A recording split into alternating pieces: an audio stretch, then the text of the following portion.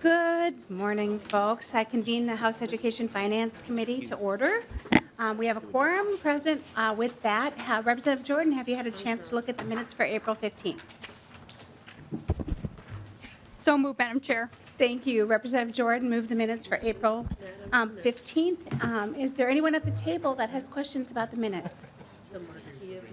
Seeing none, all those in favor say aye. Aye. All those opposed say no. The minutes for April 15th are adopted. Members, we have a long list of testifiers today that we want to get through. So at first, we're going to have Commissioner Willie Jett come up and speak with us. And then after that, we'll start working through the list. Some people are in person, some are in remote. I will give folks a heads up if they're next. And we are going to keep it to 2 minutes each. Please be respectful for the person after you so they get a chance to speak. And we'll let the commissioner get settled.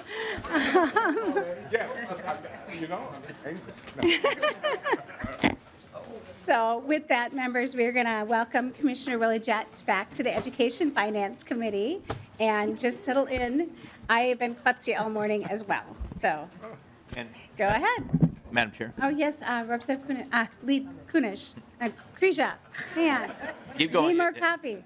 Just very, very quickly, so we're going to keep all of our questions to the end, and then the only thing I would ask is whatever time we have left, just that there's 2 or 3 minutes for you and I to do whatever closing, Okay. in case we sounds get good. up to a time constraint. All right, with that, Commissioner Jett, please state your name for the record and proceed. Good morning, Madam Chair. Committee members, my name is Willie Jett, and I have the pleasure to serve as the Commissioner of Education. Thank you, Chair, for the opportunity to provide some remarks on your education budget bill for 2024.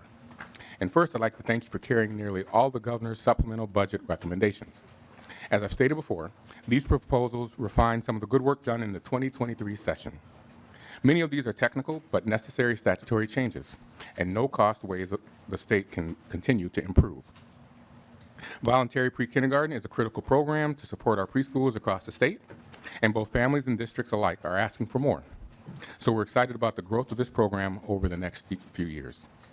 We'd also like to say thank you for including the definition of qualifying services for English learner cross-subsidy expenditures, more clearly defining these expenditures such that district and charter schools are reporting information to MDE consistently makes sure families have clear expectations on how revenue is used at the local level. Other changes in the bill will provide more flexibility for grant funds to support the workforce to reach as many educators as possible and streamline implementation of various programs. While the governor's bill took a lean approach to this session, we're very encouraged by investments made in this bill that fit within the leadership targets, and I also want to provide some thoughts on some of the other proposals. Your bill goes a long way to advancing the goals of the READ Act from last year. Our team, we've been hearing from educators all across the state, and I know you have too, about the need for more resources to support teachers to get the required training they need to be able to deliver evidence-based literacy instruction. This bill prioritizes that need. It also rightly prioritizes many other needs around interventions, professional development, literacy goals, screeners, and instructional resources. And we truly appreciate the leadership and partnership of Representative Edelson with the MDE team and education partners along the way. I also appreciate the focus on improving student attendance. This is another area that we've been hearing about all over the state as we continue to face one of the great challenges to our educational recovery from the pandemic, engaging students and consistent attendance. We're excited to see investments in this space and look forward to working with you on how we can best leverage the great work of our Compass team around multi-tiered systems of support and building capacity and expertise around the state. And finally, we are absolutely committed to making sure all the resources and policies we passed are implemented so that we can create a safe and supportive teaching and learning environment for all of our students and staff. And we are all players in this game. We want to be good partners in advancing all the goals and whatever solutions the final bill provides. And we commit to working together to find the right path forward to make sure the department can fulfill those duties. And so we believe with limited resources, as a follow-up to the seismic work that everyone did here last session, and the reality that there will always be more work to be done, this bill provides a range of very good proposals to meet current needs around literacy, early education, English learners, attendance, and needed technical tweaks. Madam Chair, committee members, thank you for your work this session. I look forward to partnering together and just like to thank you for your time. Thank you, Commissioner Jett. Thank you for your work as well. With that, members, I would be negligent if I did not mention it is School Principals Day today. And I want to thank all the principals that are here to testify, a few on remotely, and our very own principal here at the table, Representative Bakeberg, for all the work you do in our schools.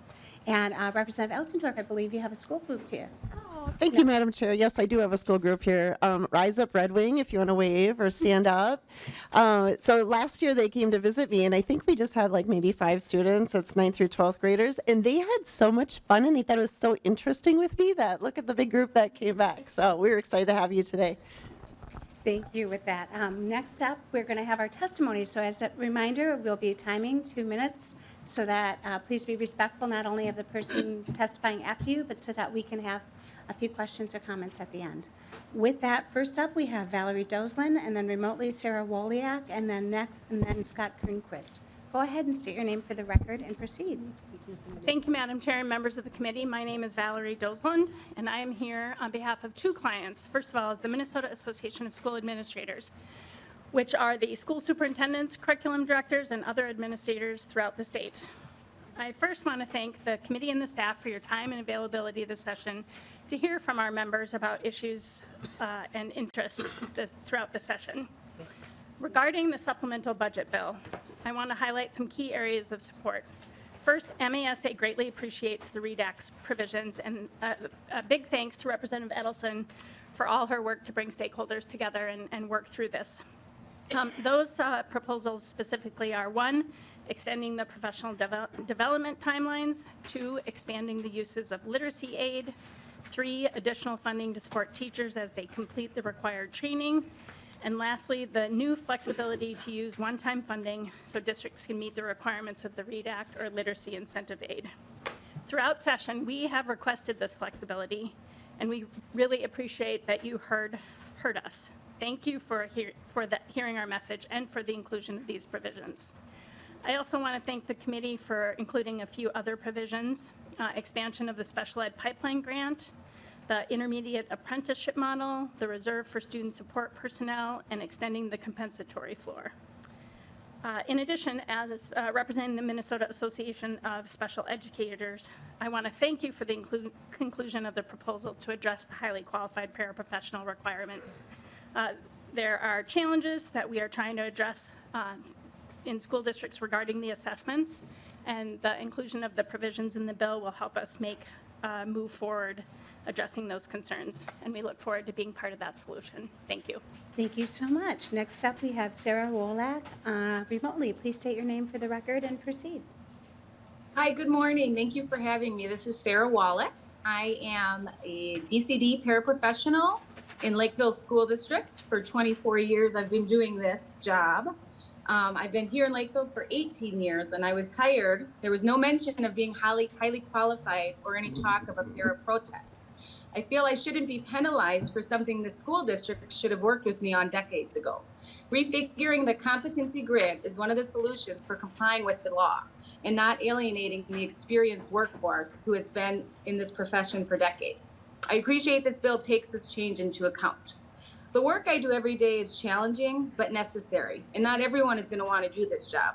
I take care of everything from feeding, changing, lifting, transferring students, wiping their noses, and cleaning up their drool.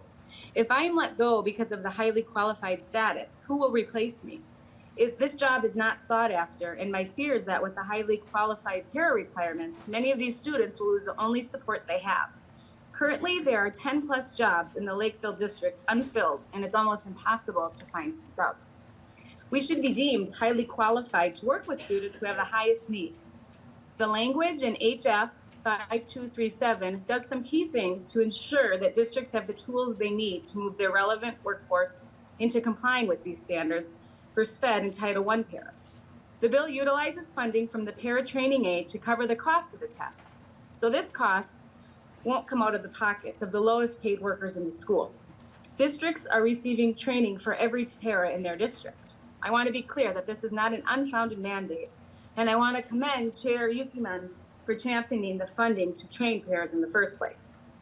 Currently, the para pro test and para educator test are only offered in English. Pairs and the students they work with are some of the most diverse students in the state, and this bill will help ensure that a non-native speaker will be able to meet these standards. We cannot afford to lose any workers in this position, especially the workers who assist with the ELL students. I love my job and I love what I do. And now to be told that I might be fired because of the district's inability to do their part when they hired me, it breaks my heart and the hearts of my students. These relationships are some of the most important in these young kids' lives. It makes me sad for their future. Who will replace me? No one is lining up for the job, and school districts, the state, and MDE need to do everything in their power to retain the essential workers in these roles. I personally think workers like me, who have decades of I'm experience, sorry to should be interrupt, but grandfathered. Sarah, could you wrap it up, please? We have to move on. We're doing 2 minutes for everyone. My years in the district should count for something. Thank you again for your time this morning, and thank you again to Chair Youakim for your dedication to this issue. Thank you, and thank you so much for your work in our classrooms. Next up, we have Scott Kronquist, and then if Matt Shaver wants to come down as well, and then on deck would be Cynthia Barley. Go ahead and state your name for the record, and please proceed. Thank you, Madam Chair and members. My name is Scott Kronquist with the Association of Metropolitan School District. Thank you, Madam Chair, members, and staff for your incredible work this session, and thank you for the opportunity to share a few brief comments about the supplemental budget bill. One of the top priorities identified by our board this year was to provide additional financial support and flexibility to facilitate the successful implementation of the READ Act. Our members are very supportive of the READ Act, and they want to make sure it's implemented successfully. We greatly appreciate the work of Representative Edelson and Madam Chair, and really all of the committee members, as this has been a great bipartisan work on this issue. The extension of the timelines for professional development, the additional resources to facilitate staff training, and the added flexibility with the $35 million allocated last year, and getting those funds out to school districts to support the implementation of the READ Act is critical and greatly appreciated by our members. Another priority we had heading into this session was to extend the floor for compensatory funding to provide stability as the state transitions to using direct certification to determine eligibility for compensatory funding. It is critical that we provide that floor as we work to identify reliable metrics to determine eligibility for compensatory services. And I want to thank Representative Sensor-Murrah for carrying that important bill. Another longtime priority for our members has been to address staff shortages and to better diversify our workforce. Accordingly, we appreciate the special education apprenticeship program for the intermediate districts. They have worked very hard on this initiative and are ready to provide a great foundation that could be used by districts throughout the state. Finally, we thank you, Madam Chair and members, that the bill largely avoids new mandates. As I have testified previously, our districts need time and space to focus on implementing the READ Act and the other new programs that were adopted last session, so we greatly appreciate that. Thank you, and we look forward to working with you the remaining weeks of the session. Thank you so much. Next up, we have Matt Shaver, and then on deck, Cynthia Barley.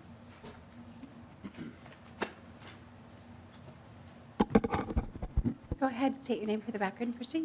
Chair Youakim, members of the committee, good morning. My name is Matt Shaver. I'm the policy director at Ed Allies. We're education advocates focused on student-centered policymaking. I want to start by thanking Chair Youakim, Vice Chair Clarity, and staff for another well-run committee this session. In particular, I want to thank both partisan and nonpartisan staff for being approachable, accessible, receptive to feedback, clear with communication, and never too busy for just one more question from a member of the public. So thank you for your work. There's been a lot of rigorous discussion in this committee this session, and the result is a bill with many student-centered and focused priorities. To name a few, we're thrilled about the bipartisan work that's been done to develop a legislative study group on absenteeism, and a big thank you to Chair Youakim for recognizing and prioritizing this idea and including it in your bill alongside two other worthy funding proposals to tackle absenteeism. It's great to see the Promise Fellows funding as well as a thoughtful and strategically crafted attendance pilot program. We like seeing the geographic variety and the requirements for districts named in the pilot to collaborate, innovate, and report out on their progress on what moves the needle for kids. Another pilot we're excited to see is money for student teaching stipends. As we've mentioned before, the conundrum of student teaching is that it's both the most important component of a teacher's prep program, but can also be the biggest barrier to completing that program because of the unpaid commitment future educators make to do it. Here, too, we like seeing the geographic distribution of programs. However, with the ultimate goal in mind of all student teachers, regardless of program, being paid for their work, our suggestion would be to open up slots within the pilot for the other types of PELSB-approved programs in Minnesota, including alternative teacher preparation in private colleges and universities. Finishing up with the READ Act, for a long time, Rep. Edelson has been herding stakeholders with big differences toward a collective vision for getting reading right for all kids. Rep. Edelson, it's been an honor to participate and a delight to watch you lead and legislate. The bulk of the appropriation going towards stipends and subs so the training for best practices and literacy instruction can happen is a critical and focused step forward. Credit to you, Chair Youakim, for trusting this process and incorporating what's come out of it into your omnibus bill. Thank you again, members, for the opportunity to testify today and for your public service to our state. Thank you. Next, and you're always right on time, which is amazing.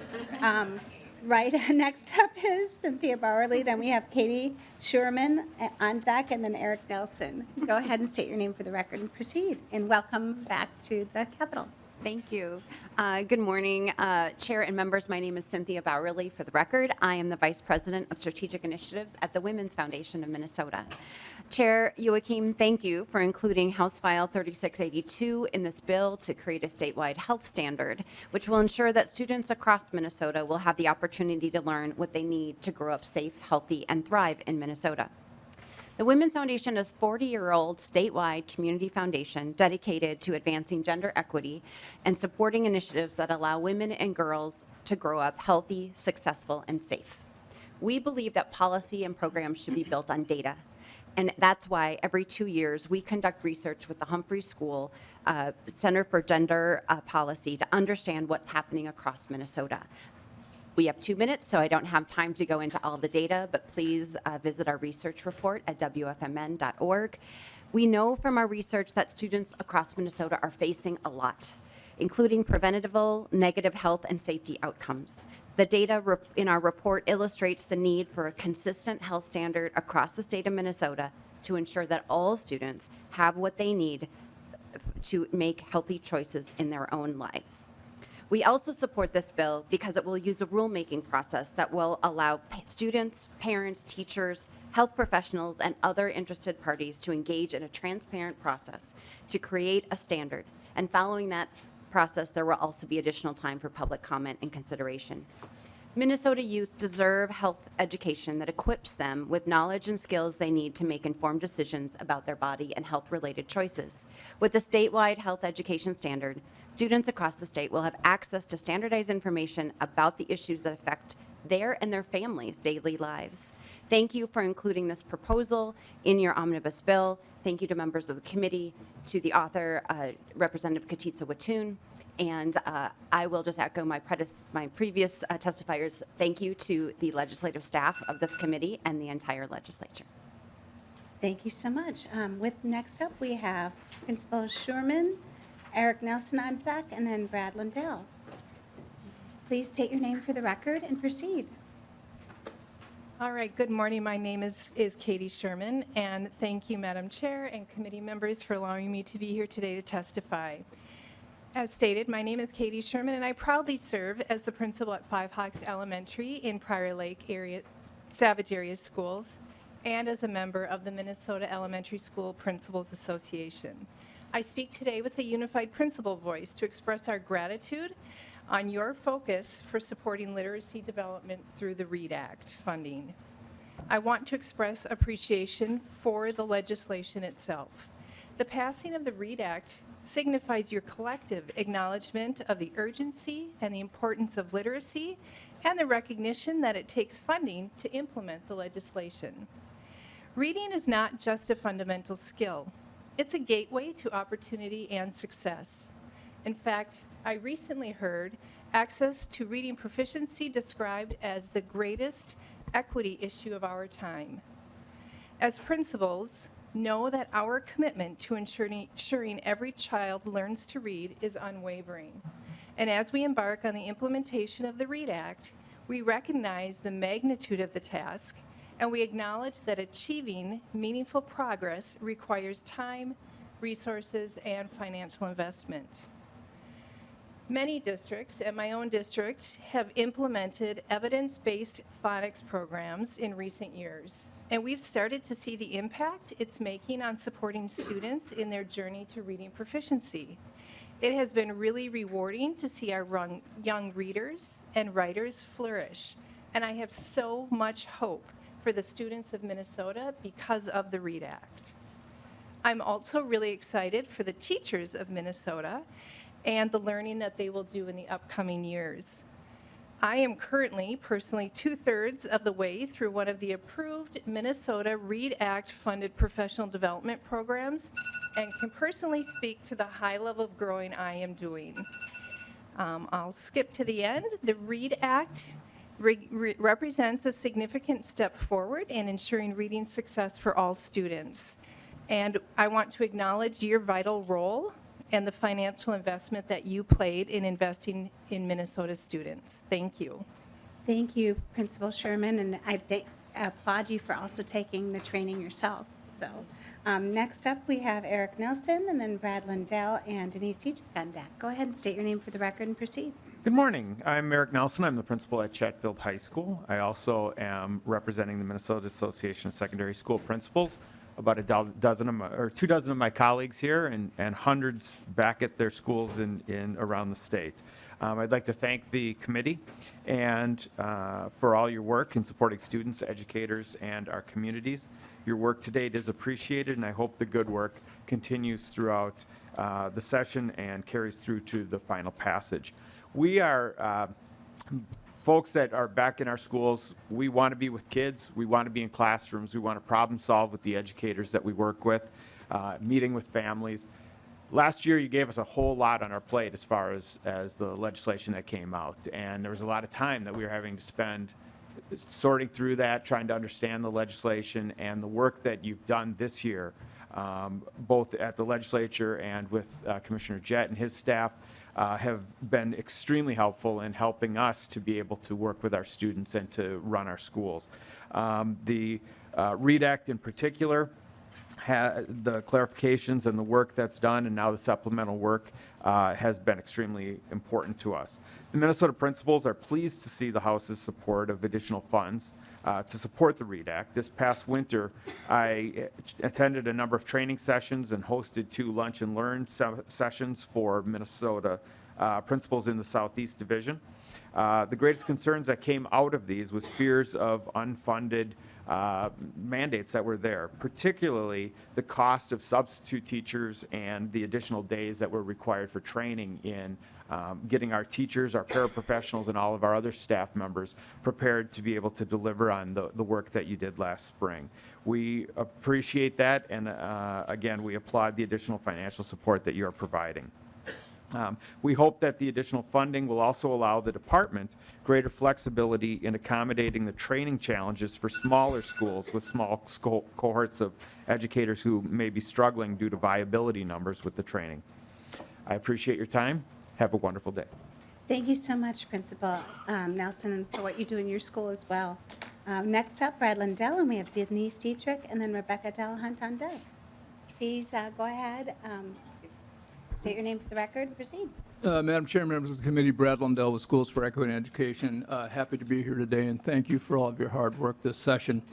I think I want to start out by thanking everyone for, both the legislature and the administration for coming up with a target of this size. I think that even with the generous investments that were made last session, there are still needs out there that need to be addressed. And again, the $44 million is very much appreciated.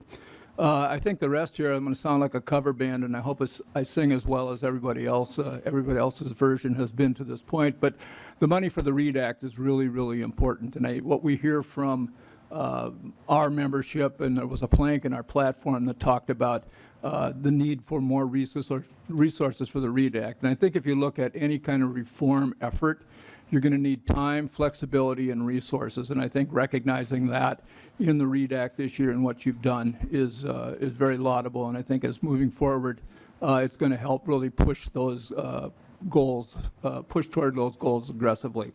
Other than that, I think that the a compensatory hold harmless is also something that's extremely important. In Schools for Equity and Education, it's not a huge issue, but for those districts that it is an issue, it is a very important issue as well. That concludes my testimony, and I thank you very much for the opportunity today. Thank you so much. With that, we have Denise Dietrich, then Rebecca Delahunt, then Rick Hiller on deck. Go ahead and state your name for the record and proceed. Good morning. Madam Chair and members of the committee. My name is Denise Dietrich, and I'm here on behalf of the Minnesota School Boards Association and the state's 331 school boards. We appreciate the opportunity to share our thoughts on House File 5237 as amended. First and foremost, we want to express our gratitude to all the members of this committee for prioritizing the READ Act 2.0. It does take a team, and we realize all of you played some level of role in that. So next, we want to extend our thanks to Representative Edelson for involving the school boards in the discussions surrounding this critical legislation. We know this was a heavy lift this session, and it means a great deal to our school boards that their request for additional funding and additional flexibility in the funding was heard. This is transformational legislation, and we are very hopeful the results will be improved outcomes for our students statewide. And I just have to add a little asterisk here for those of you who are new to this committee or to the legislature. These discussions have really been going on for, well, since Representative Edelson was a freshman.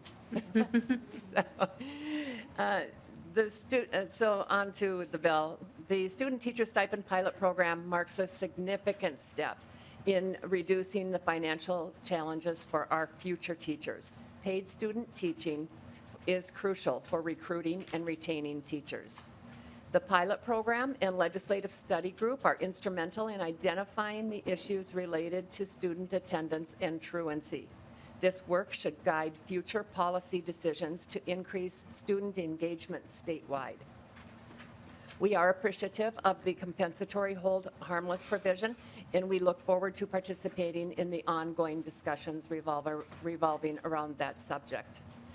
And then, Madam Chair, the inclusion of the lunchroom furniture as an allowable expense of the food service fund will help us contribute to a more welcoming and enjoyable lunch experience for our students. And then lastly, we would like to express our concerns regarding the decision to eliminate the development of locally adopted academic health standards. This raises concerns among our locally elected board members. And lastly, Madam Chair, we would also like to thank you for meeting with us continually through session, hearing our requests to minimize mandates.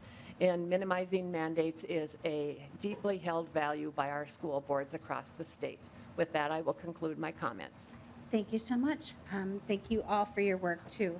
Next up, we have Rebecca Delahunt, and then Rick Keller on deck, and then Caitlin Snyder. Go ahead and state your name for the record and proceed. Chair Youakim and members, my name is Rebecca Delahunt, and I work as the Director of Public Policy with Minnesota Family Council. I will be addressing concerns related to the bill's establishment of statewide health standards and the removal of local development of health standards. Health is currently a required subject area in Minnesota schools. In fact, the specific health subject areas listed in the bill under Article 2, Section 7, Subdivision 2, Parts 1 through 4 are already required subject areas by Minnesota statute, and mental health will likely be required as well this year. Following the required health subject areas in the bill are areas that are already encouraged or listed as options from the state. Subdivision 3 of this bill lists those, and the statutes are included there. It's notable that line 25.19 allows for the commissioner's development of other expectations for statewide learning identified through standards development. So that's open-ended, but other than that, with my reading, this bill doesn't add to or remove any of those categorical aspects of health education right now. The practical change from this bill will be that the overall standards will not be developed locally anymore, but rather be developed at the state level. Local districts currently develop their own health standards. If we have local schools diverging from uniform guidance of the state, it's likely because parents, local teachers, and school boards are adapting policies and guidelines. We should have more trust in parents collaborating with local schools to adapt teaching with community input. Unfortunately, the passage of this bill could make school boards less accountable in health education to the specific community the board serves. We know that Minnesota parents want to be involved in their kids' education, and certainly health is no exception. This bill removes some decision-making from the parents and local teachers who are day in and day out educating the key stakeholders, students. Yes, health standards will go through the review process with public comment, but by and large, decision makers will be centralized in the state, in most cases, far away from the school communities who are most impacted. So I respectfully ask for a change to that statewide health standard creation or a no vote on this bill. Thank you so much. Thank you for your testimony. Next up, we have Rick Keller, and then Caitlin Snyder, and then Shannon Mitchell on deck. Hello, committee.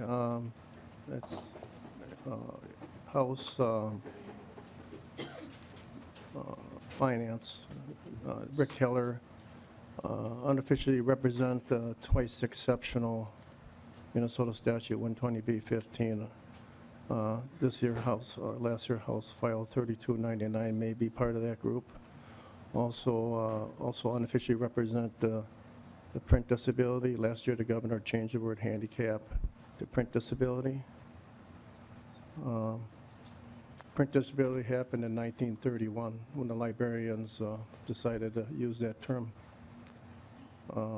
And then Library of Congress Services in 2019 merged those two individuals, call them eligible persons. Come to testify today on your bill. Carefully look at your bill. Any place you find the word disability, think print-related disability. You'll find it at deed under Talking Book Radio that mentions this radio station exclusively for the blind and print disabled. Also for the listeners that are superintendents. Now, not only a librarian can certify a print disability, school superintendents, social worker, case managers, etc. You'll find that application there on deed, hidden away, I feel, on expanding the certifying authority. Line 7429, page 69 and 41.9. Think about the READ Act. Is it that we can read well, or is it that we can understand? Endpoint.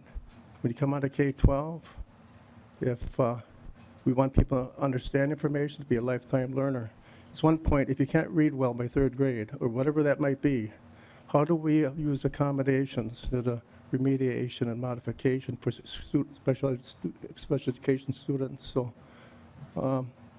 I did send a message out to these members. I don't believe it got online. I asked that it be put online for people to understand this complex thing. Thank you for, also make sure that the record reflects that who I unofficially represent. Thank you for this opportunity to speak. Thank you so much. Next up, we have Caitlin Snyder, then Shannon Mitchell, and Colleen Keibel. Good morning, Madam Chair. My name is Caitlin Snyder, representing Education Minnesota. On behalf of our 84,000 members, thank you for your focus on improving compensation for educators, specifically the student teachers pilot and the strong investment in stipends for teachers as they become READ Act certified. We also appreciate the focus on building on last year's work, namely the language on Medicaid reimbursement for school social workers and language from MDE that lets districts and charters carry forward 1 year of student support personnel funds. This bill has some great provisions for our non-licensed staff as well, including language that Ms. Wallach referenced earlier in her testimony. We also appreciate adding paras to the Professional Development Committee and ensuring paras are paid for late start or early release days. One part of the bill that could be improved for ESPs relates to the special education teacher pipeline. We like the language here adding Tier 3 and Tier 4 teachers to the program. We have many Gen Ed members that are interested in adding a special ed licensure. However, we would encourage the committee to consider prioritizing ESPs as well after Tier 1 and Tier 2 teachers. The committee has an opportunity to make a big impact on the earning potential for committed educators and keep dedicated ESPs in our schools. A couple of other items we strongly support: funding for intermediates engaged in the apprenticeship program and the IT funding for Pelsby. Our members crave the day they no longer have to send in paper transcripts to become licensed.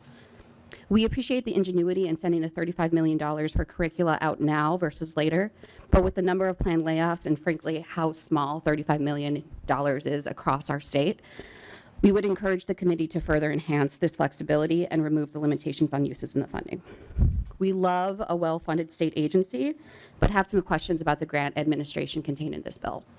For example, 2% admin fee on Head Start totals over $700,000 a year.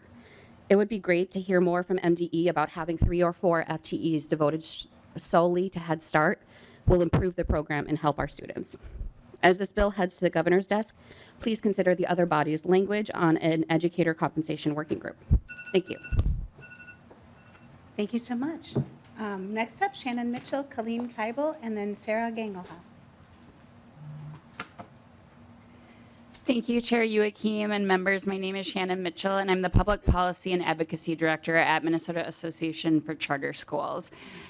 This bill has a lot of provisions that we are really excited to see, as many others have already expressed. This bill does a lot with, for people that love education, it can feel like a modest target, but this bill does a lot. Just to name a few, this isn't an exhaustive list, but as many other folks have already said, the substantial funding for the READ Act is something that our members are really excited about, particularly the $31 million devoted to teacher and substitute stipends is absolutely critical for making sure this program moves forward in the way in which it was intended. We're excited to see that. We're also very excited to see the deaf and hard of hearing working group that is a part of those provisions and feel that that's really, really important.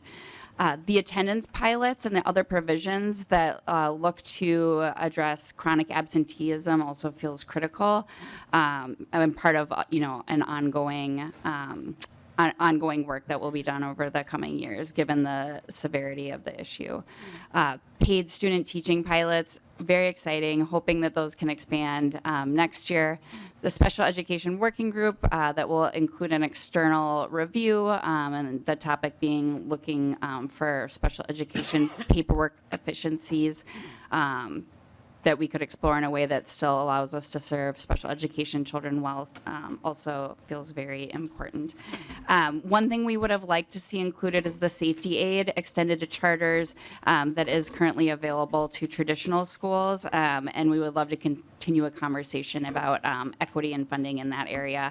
But again, there's a lot in this bill that's really great, and we appreciate the chair and members' work and the opportunity to speak today. Thank you. Thank you so much, and thank you for your work in charter schools, and we'll definitely be talking next year holistically when we have a tails target. Next up, we have Colleen Keibel, Sarah Gangelhoff, and then Julia Quandru. Go ahead and state your name for the record and proceed. Madam Chair, committee members, my name is Colleen Keibel, and I'm the Director of Student Retention and Recovery in Minneapolis Public Schools. I would like to express my gratitude in being considered as the lead district in the Student Attendance Pilot Program. In 1990, Minneapolis Public Schools partnered with the University of Minnesota in a federal grant to create programming to improve graduation rates. This partnership resulted in a program that is now evidence-based and implemented across the nation as well as in other countries. This program is Check and Connect.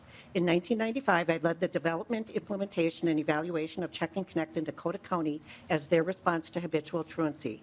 By building strong relationships with the 11 school districts served in the county, as well as collaborations with county staff, we successfully brought the model to scale. In 2002, I joined Minneapolis Public Schools to coordinate grant-funded implementation of Check and Connect. This initiative started with 2 high schools and with minimal funding changes was brought to scale in all 7 comprehensive high schools. When funding ended in 2010, the district continued to fund the Check and Connect program. 10 years ago, I partnered with the Minnesota Alliance with Youth to grow Check and Connect service at minimal cost with AmeriCorps Promise Fellows. Over the last 9 years, I've overseen our district's We Want You Back program, where staff provide a rapid response to students who have been withdrawn from school after 15 consecutive absences. Staff use every technique possible to connect with students and families to provide sustained support in problem-solving attendance issues and reconnecting students to learning. My history with Check and Connect student attendance, engagement, and recovery is rich and diverse. I've worked on the development, expansion, implementation, and evaluation of the model. When Check and Connect was entered into the U.S. Department of Education What Works Clearinghouse as a recommended dropout prevention strategy, I developed the training model and provided training around the country. There is no one solution to increasing daily attendance. Each student has unique needs. Families often have multiple stressors and limited resources. Our schools need evidence-based ideas that are locally developed, show promising outcomes, and are deliverable in any setting. I feel this partnership across Minnesota school districts will energize districts in their responses to disenfranchised students and result in sustainable strategies that are embedded in the delivery of educational services and address the individual needs of the student population. Thank you. Thank you so much, and thank you for sharing your depth of knowledge and work on this. We're really excited about the pilot project. Next up, we have Sarah Gangelhoff, and then Julia Quandrud and Jim Grauthwald. Go ahead and state your name for the record and proceed. Good morning. Madam Chair, members of the committee, my name is Sarah Gangelhoff. I'm the Director of Advocacy and Community Relations for Girl Scouts River Valley's Council in St. Paul. Thank you for recently hearing Representative Holland's bill, House File 3564, the Girl Scout Bill. As you recall, the bill proposed $1 million in one-time funding so all 3 Minnesota Girl Scout councils could continue their partnership with the state and schools in providing supplemental STEM education as well as critical social and emotional wellness programs. The results we have seen thus far with BIPOC girls graduating high school and going to the trades and college have been very impressive. With another year of funding, the Girl Scouts would be able to continue these trends. Girl Scouts understands that the committee's budget target for this legislative session has been extremely limited. Perhaps, in a normal budget year, there would be more financial space for a program like ours. We just ask that if there are opportunities for additional educational funding as the legislative session progresses, that you consider the Girl Scouts statewide pilot as a priority. Thank you very much for your time. Thank you so much for your time and all the work that you do. Julia Quandrud, and then Jim Grathwall, and then Laura Mogelson. Go Madam ahead and Chair. state your name for the record and proceed. Yes. Madam Chair, committee members, my name is Julia Quandrud, and I am the CEO of Serve Minnesota, our state's AmeriCorps Commission. I wish to thank Representative Edelson for including Reading Corps, the largest AmeriCorps tutoring program in the nation, in last year's READ Act, and for the changes you are proposing in the bill. For 20 years, Reading Corps has supported Minnesota schools with implementing evidence-based literacy practices. Reading Corps is effective in part because we combine approximately 40 hours of training with structured practice and with oversight from literacy coaches who ensure that Reading Corps tutors have a solid foundation in literacy and can deliver the program consistently and as it was designed. We also closely monitor student progress to ensure the program is meeting students' needs. Multiple rigorous external research studies have found this approach to be highly effective, and as a result, Reading Corps has been recognized by Johns Hopkins Proven Tutoring, Stanford's National Student Support Accelerator, and the What Works Clearinghouse. We regularly meet with the Department of Education to review implementation and outcomes, and we submit reports on our progress to the department detailing the outcomes and the impact of the Reading Corps program as required by existing statute.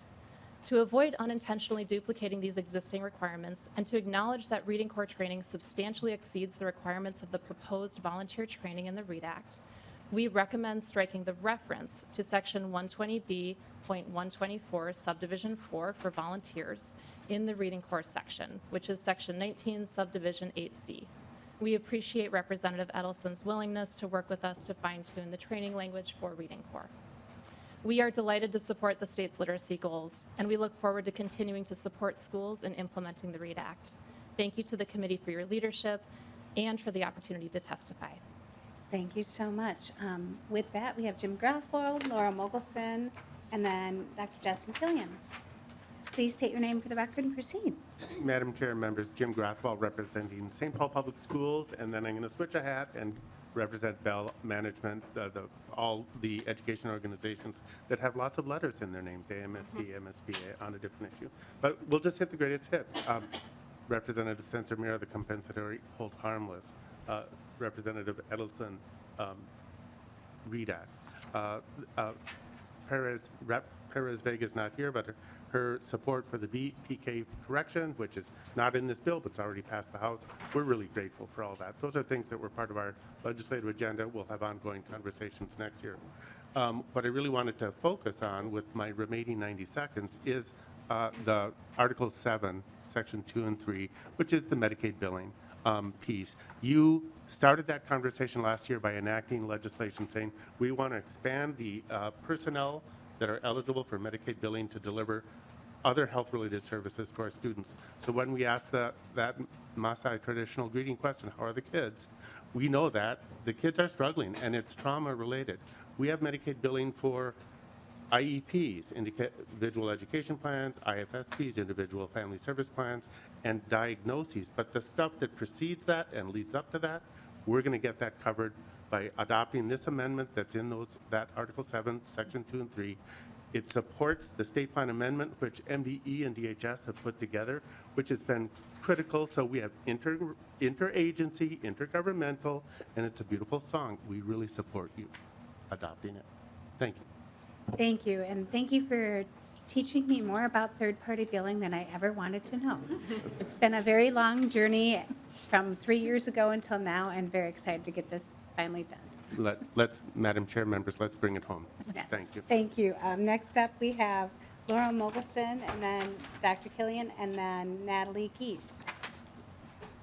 Madam Chair, members, my name is Laura Mogelson, and I am from the Minnesota Association of Colleges for Teacher Preparation. I am here to express our support for House File 5237. As I've shared already in public testimony twice this session, teacher candidates must complete a minimum of 12 weeks of full-time student teaching for an initial teaching license. So for most teacher candidates, student teaching is an unpaid experience. Remember also that student teachers are undergraduate and post-bac or graduate students. So I'm speaking specifically on the paid student teaching pilot provision in your bill. We know unpaid student teaching, the unpaid student teaching internship is a barrier that can lead to people not even beginning a teacher preparation program. To that effect, we are grateful to the committee for moving forward with a pilot program that provides student teaching to some named teacher preparation providers. We know that many teacher candidates don't even begin programs because 3 months without an income is not a viable option for them or their families. We understand that this is a pilot program. Of course, the ideal situation for all of our 30-plus members would be paid student teaching for all. Our members are representatives from the University of Minnesota system, Minnesota State system, and the private colleges and universities. All three prepare public school teachers. This pilot will give you data about experiences of our teacher candidates and the impact of funding on their ability to finish once they've started. We also hope it will give us data about the timing for this support. And we hope that we can move towards a universal program where all teacher candidates can know they will be supported during student teachers before they're even in a program. Part of the problem for those considering is knowing that student teaching is unpaid. So we're grateful for you to continue to think about this within the confines. As I wrap up, I just want to quickly say thank you to Representative Edelson for her work on the READ Act and including teacher preparation, literacy faculty, and ongoing PD. And we look forward to continuing to engage with the legislature constructively around reading. Thank you all for your time today. Thank you so much. Next up, Dr. Killian, and then we have Melissa Larson and Natalie Geese. Thank you, Chair Youakim. Thank you, members of the committee. My name is Justin Killian, and I'm with the Policy Department at Education Minnesota. It's a pleasure to be here today to speak on behalf of our more than 80,000 licensed and unlicensed members that are working in our public schools. I have two focuses for you today. We are here to speak in favor of the omnibus bill, but we have two focuses that we'd like to draw to your attention. The first being some provisions within the READ Act, and then the second being the provisions related to paraprofessionals. I would like to start by talking about the READ Act, and I can't echo enough what all of my previous colleagues have said about Representative Edelson. I've been part of this conversation since the beginning. To say that she was kind of a choir director is an understatement. It was like she was leading a gifted and talented camp of the best singers from Minnesota who all felt they should be the soloists, and somehow she got us to sing together. It was not easy, but you should all praise her, and it's been one of the best collaborative processes I've been a part of. Out of that came the money to pay teachers the stipends they need to be able to do this work, and I am thankful that this body is considering that and continuing to work on that. We do hope to see stronger language that protects and puts some safeguards around that money to make sure it gets into the pockets of our members and doesn't get eaten up with administrative costs. Also, my members over the last week and a half have been raising a lot of concerns about some of the curriculum that has made it onto Carrie's list, and they are asking very legitimate questions about why we're further allocating money to Carrie when many of the texts they've already selected are not culturally sensitive and in some cases overtly racist. So we have questions about that appropriation. And finally, as it relates to paraprofessionals, these are our most vulnerable educators, and there's a lot of confusion out there about their qualifications and credentialing. We're not here to place blame, but we're here to say that we need some clarification, and we thank you for putting together the work group in your bill and allowing us to have this this conversation because we want to make sure those members are held harmless. Right now, they're being scared of losing their job. They're being told they're going to have to pay for all these exorbitant fees, and we don't think that's fair when they're the ones doing the hardest work, and we need them in our schools. Thank you. Thank you, Dr. Killian. Next up, we have Melissa Larson, Natalie Geese, and then Sarah Florman.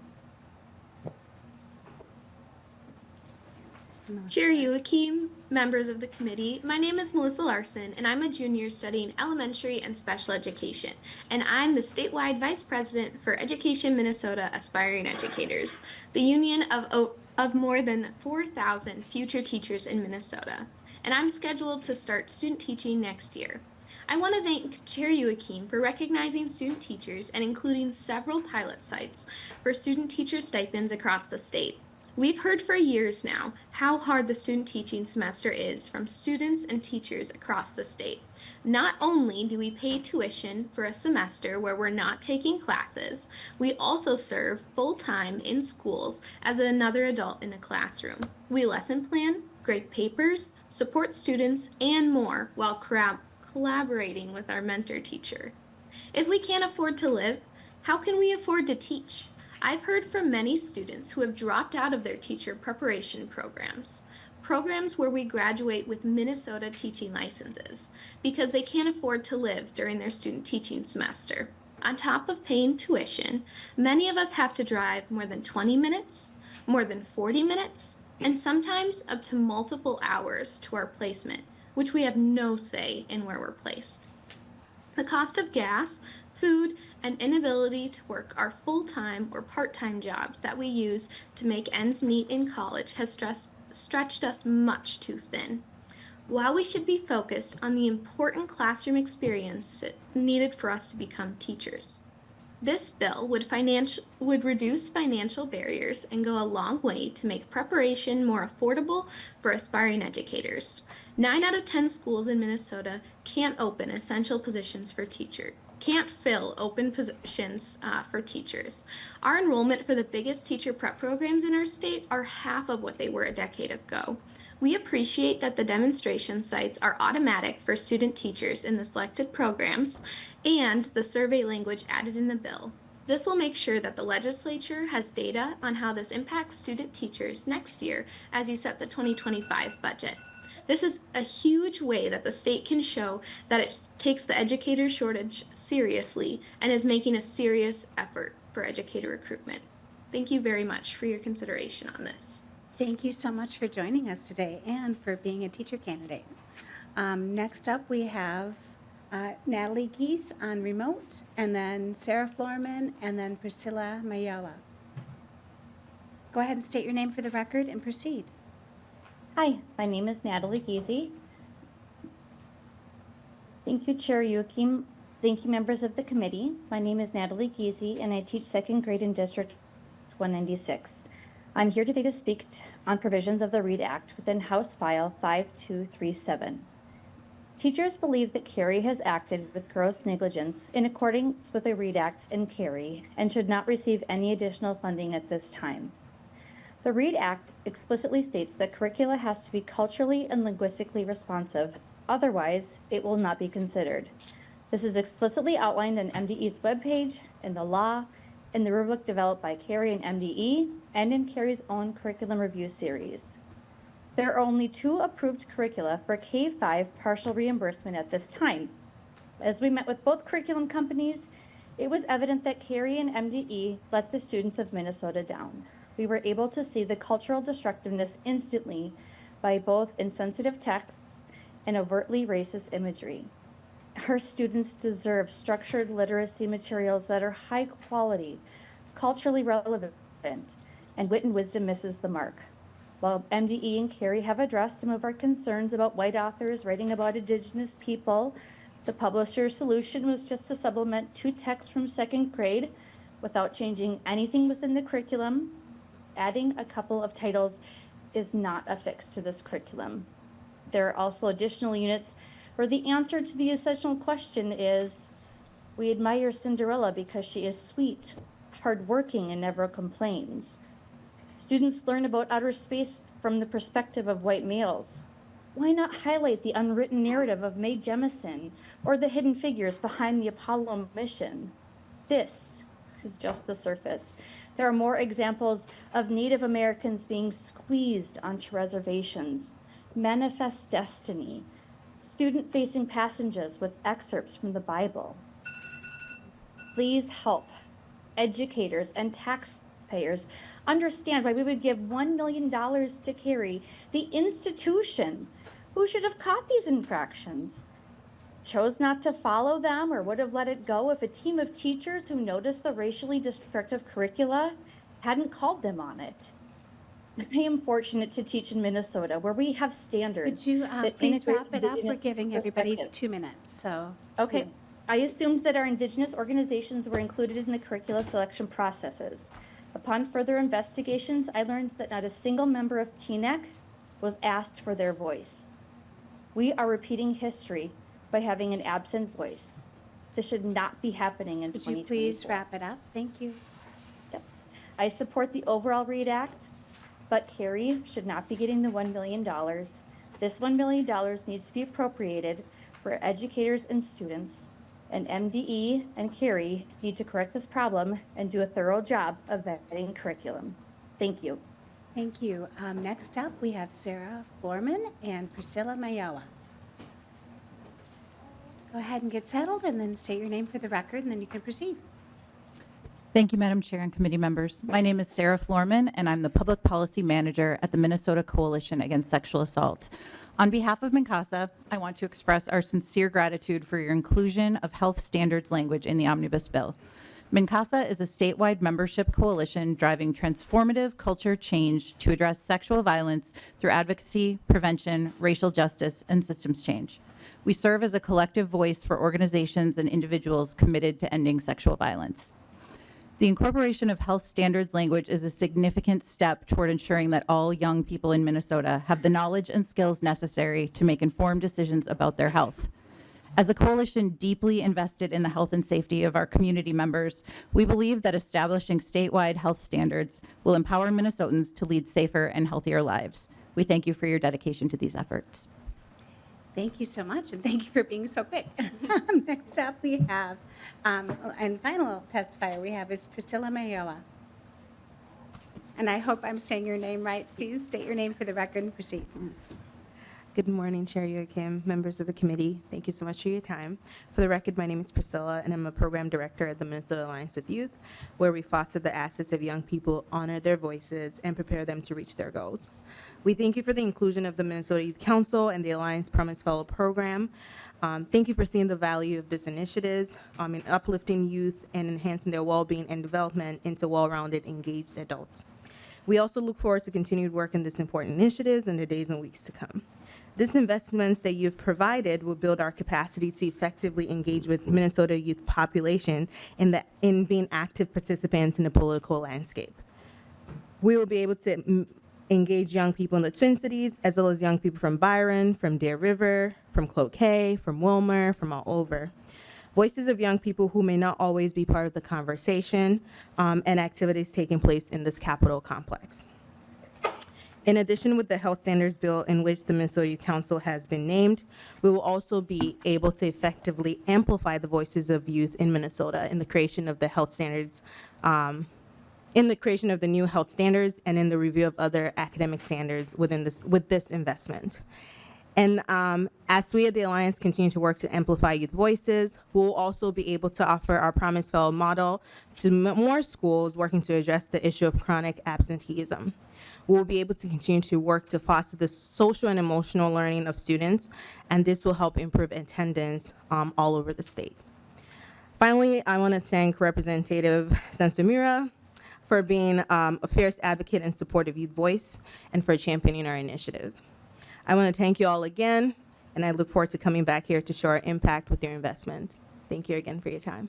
Thank you so much, and thank you to all the testifiers that took their time to come and speak with us today. Members, I believe there's also some letters in your packets, and we have a little bit of time here. Did anybody have any further clarifying questions on the bill or make any comments about testimony? Okay, Rep. Edelson? Thank you, Madam Chair. I just want to thank all of the testifiers. It was really great to hear from everybody today. I do want to address the last testifier, the teacher that spoke in support of the READ Act, but with concerns about the curriculum. I had just heard today, this is my very first time hearing, that they do not want Carrie to do the partnership. And so usually members would come and speak with the author before, is typically how it's present, and we do things here at the legislature. So I will work with all of the stakeholders. There are like 18 of them. But I will say that the first public school was opened in 1865 in the state of Minnesota. 1865. And we have been a state that has absolutely had racism embedded within all aspects of our state. It will take us much more than 1 year to address this, and long after I'm gone after this session. So this is all of our problems. It cannot be repaired over a century of things that have been Eurocentric. So I just want to make sure that the READ Act, when we looked at the curriculum, when Carrie actually looked at the curriculum, and when we as a state said this is something we want to do, we went to look at things that would make sure our children know how to read. Now we're finding another issue, and we have to fix that. And we have, Senator McWade and I have met with the publishers. They are amenable to making changes to make sure that their materials reflect the diversity of our state. So I just want to make sure that I would clarify for the record that this work is being done, and I will work with the stakeholders. Thank you. Thank you, Representative Edelson. And I'd be remiss if I also didn't mention in the Indian Education Act that we passed, the American Indian Education Act that we passed last year that Representative Keeler worked so hard on. There is money in there for curriculum development with the tribes as well, but more broadly, and we're going to be looking at that as well. Members, are there any other comments or questions on the bill before I go to Lead Krisha? Representative Pryor. Thank you, Madam Chair, and I think I took notes. They're good. They're good notes, too, if anybody wants to read them. It's a really good bill. That's what I conclude from listening and from reading these notes. So thank you, Chair Youakim. Thank you, all committee members, and all the people that testified today. And also, I know that all the folks that testified today were participants in this bill and moving things forward. And it was that engagement that brought these things forward to this level. And the House has a good bill. Let's make sure that that we have a good conversation with the Senate. Thank you, Representative Pryor. Representative Spencer-Murrah. Thank you, Madam Chair. I wanted to follow up on what Caitlin Snyder from Education Minnesota asked about. I was wondering if someone from MDE could come down and speak to, I think it was in the VPK, the 2%, which would, I think by their calculations, be about $700,000 for administration, and just would love to know, I think, it was mentioned 4 FTEs. Can you explain, does it take 4 FTEs to manage that program? What do you see that $700,000 going to? Just explain a little bit more about the administrative costs. Thank you. Please state your name for the record and proceed. Madam Chair, Shana Morse, Assistant Director of Government Relations at MDE. So that is an up to 2%. It doesn't mean 2% needs to be used. Excuse me, the grant program previously had no state funding at all. And so the feds do require us to have a coordinator position, and they don't fund that. So other programs have had to sort of subsidize just meeting the bare minimum of what the feds require. So that's part of the goal with the funding. Another thing is just looking at more statewide support, more statewide support in terms of what we can do to support Head Start with data efforts or things like that. It's not going to be, I should be clear, it's not just going to be 3 or 4 FTEs. That's not the goal. And the other thing too is that last year when the legislature appropriated more money for Head Start, that's great. No additional funding for the state came with that to oversee it. And there was an expanded use that was allowed to, so it previously had to be used for a very limited purpose. Now it's much broader, and so we need to make sure that we have the broad support to be able to do what Head Start needs. We have had conversations with the Head Start Association and committed with them that we will collaboratively work on a budget with them on an annual basis. Thank you, Representative Spencer-Murrah. Any follow-up? Members, any other questions, thoughts, or questions for the testifiers? Seeing none, Lead Grisha. Thank you, Madam Chair. And so just a couple of thoughts as everything came through here. First of all, I want to thank those that didn't testify. Actually, those of you that didn't testify, I know why, and I know many of the issues that you raised up.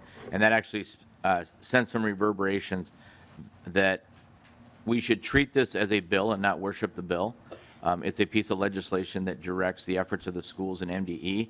And there's good provisions, there's provisions that need to have work. So I would caution the testifiers not to begin down the track of worshiping any legislation. We are just doing our work. With that being said, I want to take first and foremost just to check off this so I don't forget. The work of Representative Edelson has a nod from this side, and we respect that work. This is a lot of effort that has been expended, and whenever you do hard work around here, that should be acknowledged. And as I said, that nod definitely comes from this side of the aisle as well. But to that point, I also want to bring up the important role of the loyal opposition. Whenever we work on legislation, whenever we work on bills here, we don't want to blow out all the other candles just so one burns brighter. And there's a lot of differing viewpoints. There's a lot of things that are up here.